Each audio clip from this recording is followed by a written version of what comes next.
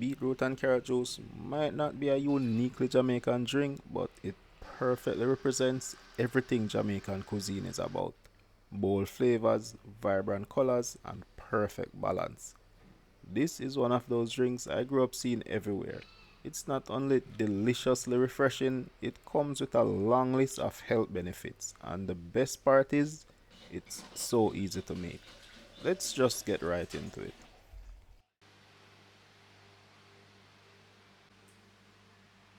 To get our juice together, we only need a few ingredients.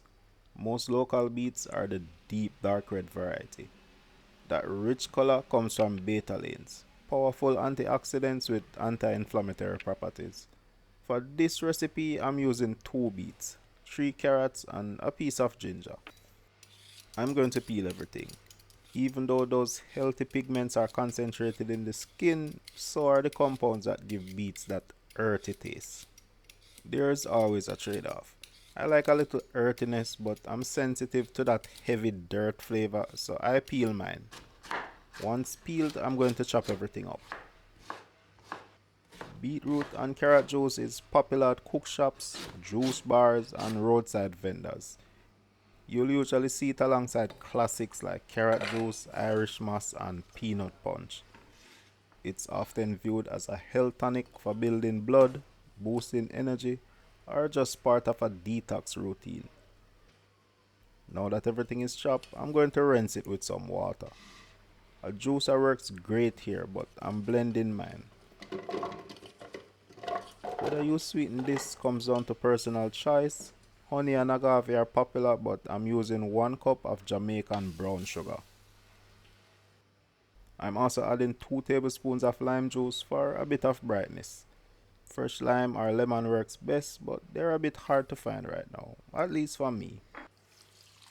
Next, I'm topping that off with about 4 cups of water.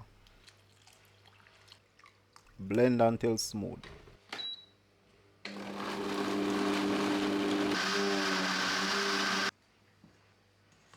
Once blended, I'm going to strain it. That smells so good. I love those fresh earthy beet notes right after blending. This one is very beet forward.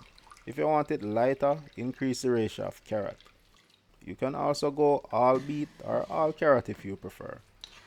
That pulp is still very rich, so I'm just going to give it a second pass in the blender. I'm adding another 2 cups of water for a total of 6 cups. Strain again and give it a taste to see where we're at.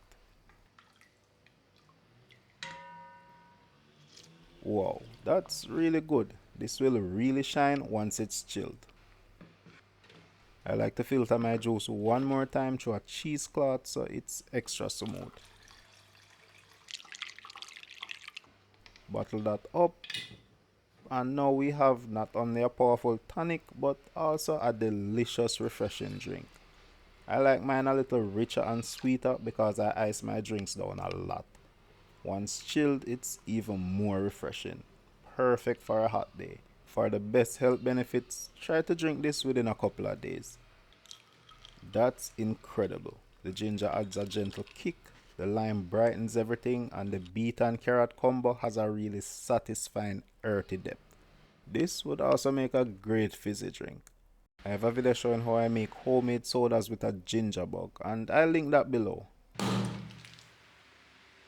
But what if you want something richer, creamier, and a bit more indulgent? Something for a special occasion or a Sunday dinner treat.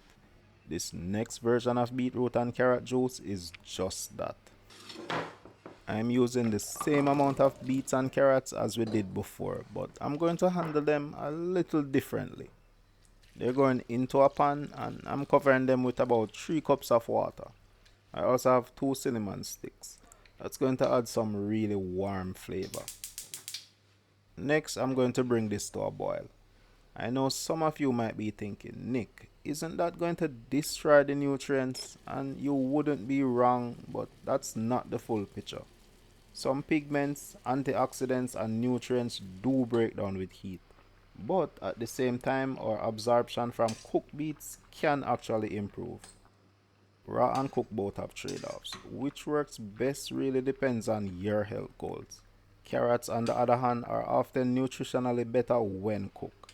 Heat breaks down the cell walls and make the key nutrients more bioavailable than in their raw form.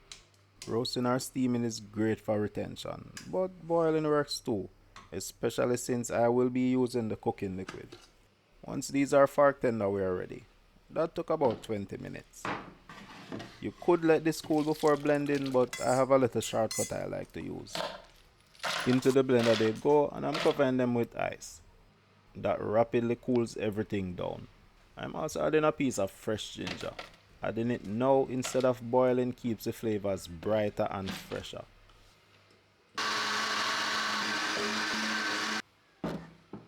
Blend until smooth, then strain.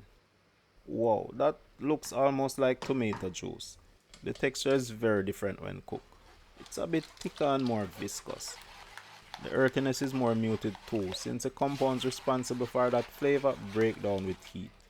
Because the texture is already smooth, I don't need to pass it through cheesecloth. That would just create extra mess. Alright, now let's level this up. I'm grating in about 2 teaspoons of nutmeg. Similar to the cinnamon, that adds a warm, comforting note. This is a cup of rum cream, and this is where the transformation really begins. It makes the drink richer and creamier right away. Next up, we have Supplegent. It's a nutrient drink that I remember being way more delicious growing up. It's often added to rich, creamy drinks like this. It's not totally necessary, but I'm adding a can for the nostalgia factor. Let's mix this and taste to see where we're at. Tasting as you go is important because ingredients can be very inconsistent. Now I'm sweetening with 1 can of sweetened condensed milk. This not only sweetens but really boosts that creamy texture. I'm not wasting a single drop of that condensed milk. Mix again. Another taste. That's good, but another cup of rum cream takes it from good to great. We could even add a bottle of stout and it would still be incredible. But at that point, we can't safely call this drink beetroot and carrot anymore. Bottle it up and we're alive. Pour it over ice and that is it. Rich, creamy, perfectly spiced and comforting. The earthiness of the beets and the carrot balances the richness, so every sip feels satisfying without being too heavy. This is nice. What's your favorite version and how do you make yours? Let me know in the comments. I'm Nick. This has been delicious. Shout out to the patrons who keep the kitchen cooking. Thanks for watching. Bless up and I'll catch you in the next one.